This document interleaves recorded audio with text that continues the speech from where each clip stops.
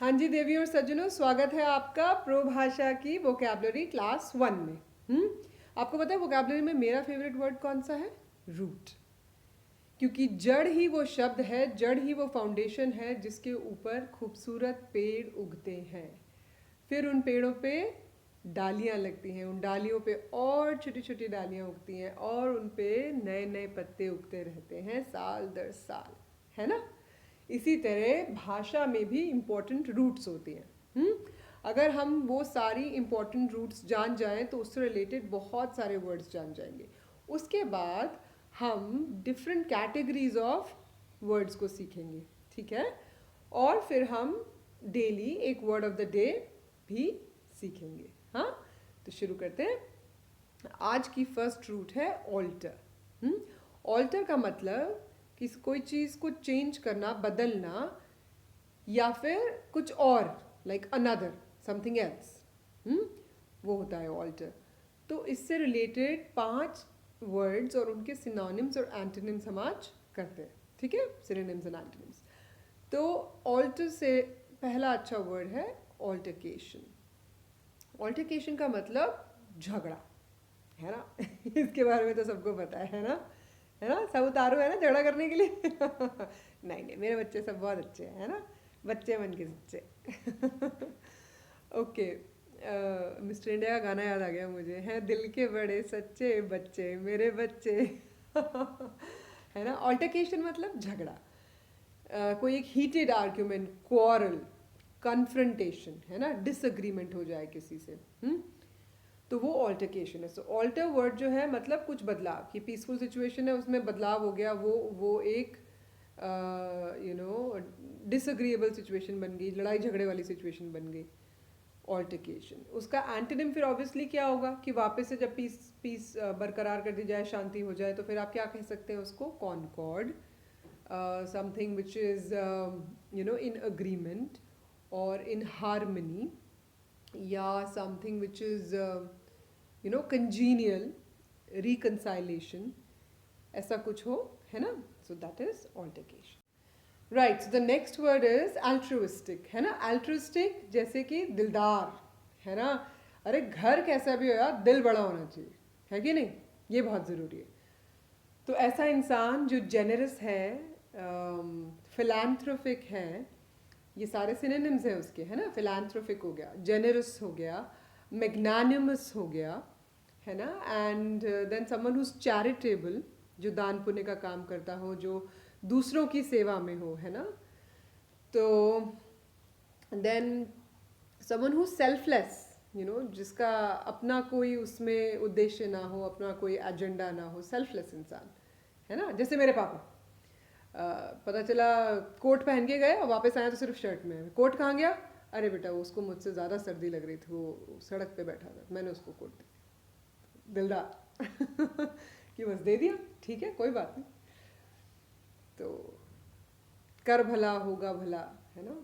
इसके एंटीनिम्स कौन से हो गए? पीपल हु आर स्टिंजी, है ना? जो अनचैरिटेबल हैं, जो सेल्फिश हैं, है ना? जो सिर्फ अपने बारे में सोचते हैं, सेल्फ सेंटर्ड है। So these are some good antonyms of altruistic. Huh?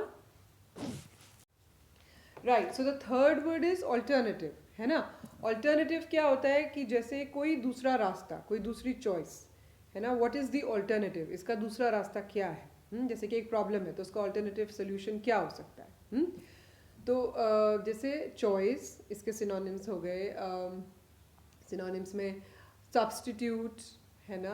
Possibility, है ना? And option, right? और इसके एंटोनिम्स क्या हो गए? एंटोनिम्स इज समथिंग कि भाई कोई दूसरा रास्ता नहीं है, तो इसका मतलब क्या है कि कोई कंस्ट्रेंट है, ये कंस्ट्रेंट है और इस कंस्ट्रेंट की दूसरी तरफ नहीं जाया जा सकता, कोई पार नहीं पाया जा सकता। जैसे इनएविटेबल, है ना? समथिंग इज इनएविटेबल, इसका मतलब कि उसको बदला नहीं जा सकता। जैसे चेंज, चेंज इज इनएविटेबल, कि आप चाहो या ना चाहो लेकिन मौसम तो बदलेगा, right? Which means it is inevitable. मौसम के ना बदलने का कोई ऑल्टरनेटिव नहीं है। ऐसा नहीं है कि पूरा साल सर्दी रहेगी या पूरा साल गर्मी रहेगी। इसका मतलब something which changes, which there is no option, then it is inevitable, right? तो इसका एंटोनिम हो जाएगा इनएविटेबल, इसका हो जाएगा ऑब्लिगेशन, कि भाई ये करना ही, ऑब्लिगेशन का मतलब होता है कि something which you have to do, इसका कोई ऑल्टरनेटिव नहीं है ना, ऑब्लिगेशन. देन कंस्ट्रेंट, इसका ऑल्टरनेटिव सॉरी एंटोनिम हो गया. Then something which is necessary, necessity भी इसका एक एंटोनिम हो जाएगा. क्यों? क्योंकि ऑल्टरनेटिव का मतलब होता है कोई दूसरा ऑप्शन, और नेसेसिटी का मतलब हो गया कि नहीं यही करना है और यही नेसेसिटी है, इसके अलावा कोई और ऑप्शन नहीं है. Right? So in that sense alternative is the third word. Right, so the next word is alter. Alter माने कुछ मॉडिफाई करना, है ना. जैसे कि कपड़े ऑल्टर करने के लिए देते हो ना आप, कि भाई ये कपड़ा बहुत टाइट है, इसको थोड़ा सा लूज कर देना है, या ये कपड़ा बहुत लूज है, इसको थोड़ा सा टाइट कर देना है ना. दैट इज ऑल्टर, है ना. ऑल्टर, ऑल्टरेशन जिसको हम कहते हैं. Right, so what can be the possible synonyms? Synonyms can be change or something that you want to modify or amend, right? And something that you want to adjust, कि आप उसको alter कर रहे हो, उसकी frequency को alter कर रहे हो, adjust कर रहे हो, right? Then antonyms क्या हो सकते हैं इसके, कि जो चीज़ of course बदले ना. So then it would be conserve, आप conserve कर रहे हो कोई चीज़, change नहीं कर रहे. Then preserve कर रहे हो उसको, right? देन आप रिटेन कर रहे हो कोई चीज़, अपने पास रिटेन कर रहे हो उसको, आप चेंज नहीं कर रहे हो, है ना, मॉडिफाई नहीं कर रहे हो, you want to retain it.